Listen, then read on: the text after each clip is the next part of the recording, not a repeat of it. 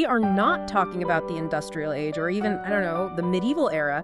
This foundational tradition of the ultimate secret giver was introduced far, far earlier. We're looking right back at the 3rd century AD. That's our historical anchor. The figure who defined this whole thing was a devout man of faith, a Catholic bishop, actually, whose defining acts of spontaneous and, crucially, anonymous charity laid the ethical blueprint for Christmas celebrations that still resonate today. Okay, so let's unpack this.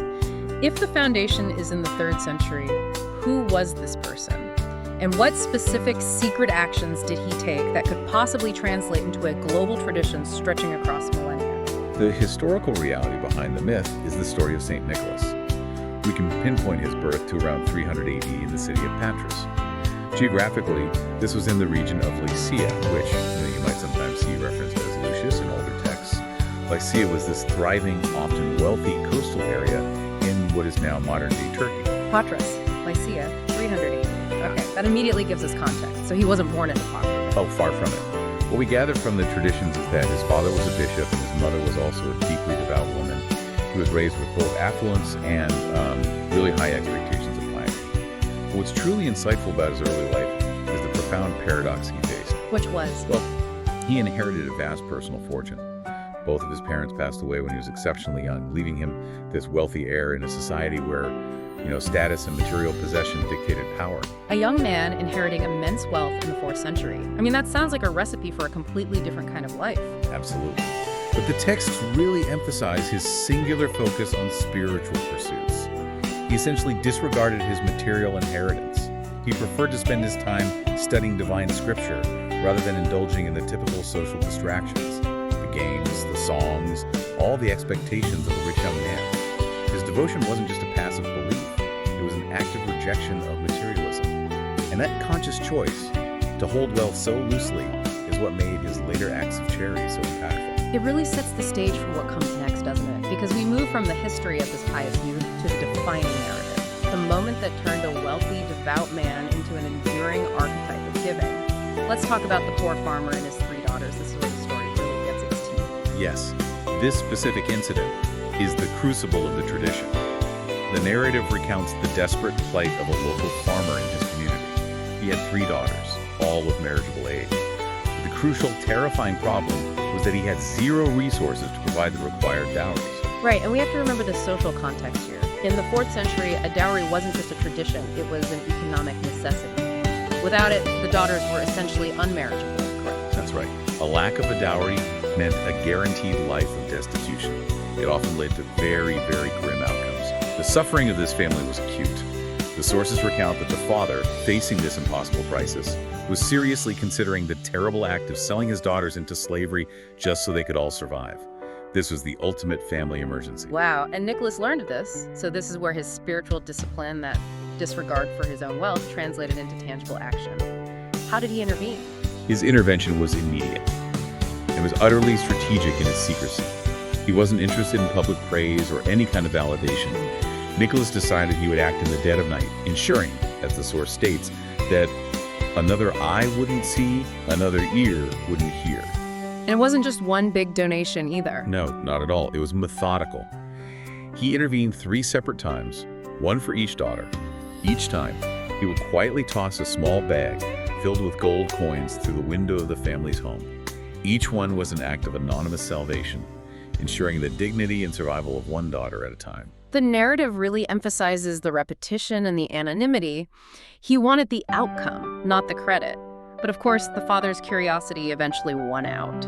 It did. After the first 2 mysterious interventions, which, solved the crisis for 2 of his daughters, the farmer was just consumed by this desire to know his benefactor. He called him the gentleman who did good deeds. So he decided to sleep right by the window, determined to discover the secret identity of the person saving his family. So he finally succeeds. On the 3rd drop, what happens when the anonymity is broken? The farmer catches him, recognizes Nicholas, and is just overwhelmed with gratitude. But Nicholas's immediate, emphatic request was for him to keep the act a complete secret. He was performing charity rooted in devotion, not seeking human recognition. But the news of such kindness, an act that literally saved a family from ruin and brought so much joy, it couldn't be contained. The story spread, and that family's salvation became the initial spark. Exactly. It became Now, let's connect that crucial secret nighttime event to the symbols we use today. This is one of the most satisfying connections in the entire source stack. Okay, so if the secret was out, how did that single moment transform into the customs and decorations we still use today? Specifically, the stocking. This is where we synthesize the narrative with a later tradition. While we know Nicholas threw the gold bags through the window, the common legend holds that during one of these drops, the bags of gold coins didn't just land on the floor. They supposedly fell through the chimney flue, maybe the window was too high or locked, and landed directly into socks or stockings that the family had hung up near the fireplace to dry. Oh, that's the aha moment. It's such a simple, elegant connection. So that accidental placement is the precise reason why the tradition of hanging stockings or socks, often in bright colors, became a lasting and central part of Christmas decoration. It's literally an empty vessel waiting for Nicholas's gold. It memorializes the anonymous drop, a physical manifestation of that original moment of silent provision. And, while we know him widely today as Santa Claus, and our sources use that wonderfully evocative term, Christmas Tata, the figure remains St. Nicholas, the bishop from Elselah. And did he continue this kind of strategic, secretive giving throughout his life? Absolutely. This was not a one-off event. This defining act set the pattern for his entire career. He quickly rose in the church hierarchy, serving as a bishop and later an archbishop, and he was constantly focused on the welfare of the poor and distressed.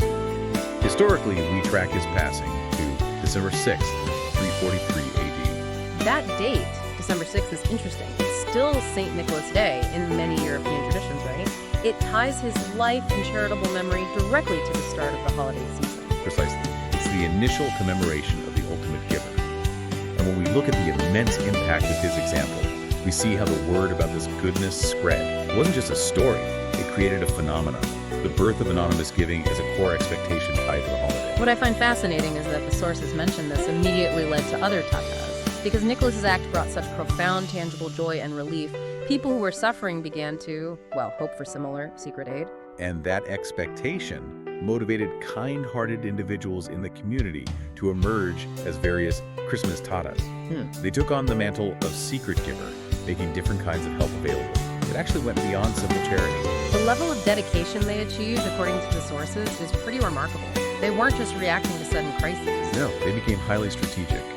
The material notes that some of these subsequent tatas would spend the entire year discreetly surveying community needs. They determined exactly what was required, be it food, clothing, or resources, and then deliver that targeted aid completely anonymously when the season arrived.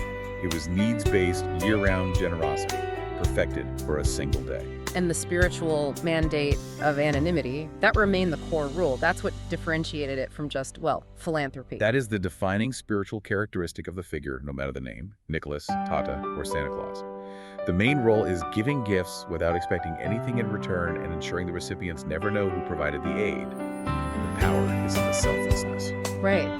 The tradition recounts how the Christmas Tata would go house to house, leave gifts quickly by the door, knock, and then just retreat. It maintains that distance. The focus is entirely on the recipient's joy and salvation, not the giver's ego. It's a powerful legacy.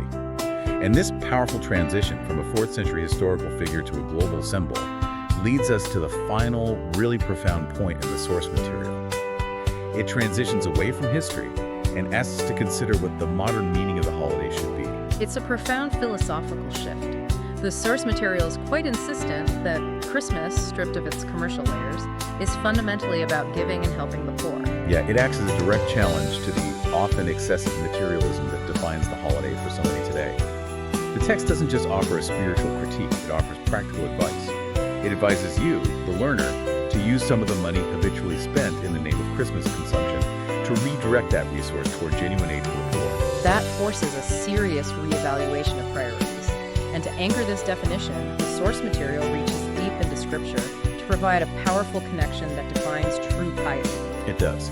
It cites James chapter 1, verse 27 as the absolute definition of pure, blameless devotion in the sight of God the Father. This isn't a casual citation. It is the ultimate mission statement. And what does that verse stipulate as the definition of pure devotion? It is to visit the fatherless and widows in their distress and to keep himself unpolluted by the world. That really drives home the intent of St. Nicholas's original act. The fatherless and the widows represent the most vulnerable, those facing distress without a social safety net. So Christmas, then, isn't defined by the size of the gift under a tree, but by practical, selfless aid directed to those in true need. This is the source's final thought. It stresses that this practical, hands-on definition of charity, coupled with maintaining spiritual integrity, keeping oneself unpolluted by the world, is the true Christmas. The historical Santa Claus figure is the vehicle for this ideal, demonstrating devotion through action. So let's bring this knowledge together for you. We began with the 3rd century bishop, St. Nicholas, whose secret act of generosity, throwing gold coins through a window, maybe landing in some drying socks, created a global, enduring tradition defined by anonymity. And the essential takeaway here is that the figure of Santa Claus isn't meant to inspire a passive waiting game for gifts. He serves as an inspiring example of anonymous, selfless charity and practical devotion used to alleviate suffering. It's an example of how devotion should be applied.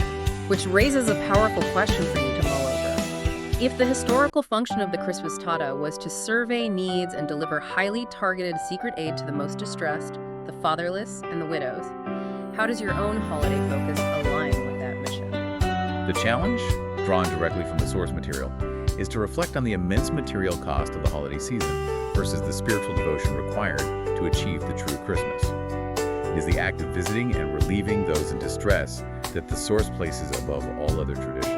That is an essential recalibration of focus, moving the spotlight from consumption and receiving back to compassion and targeted, secret giving. It transforms the holiday from a passive event into an active mission. It truly does. Thank you for listening, and do subscribe to our channel for more. Wish you all a happy Christmas.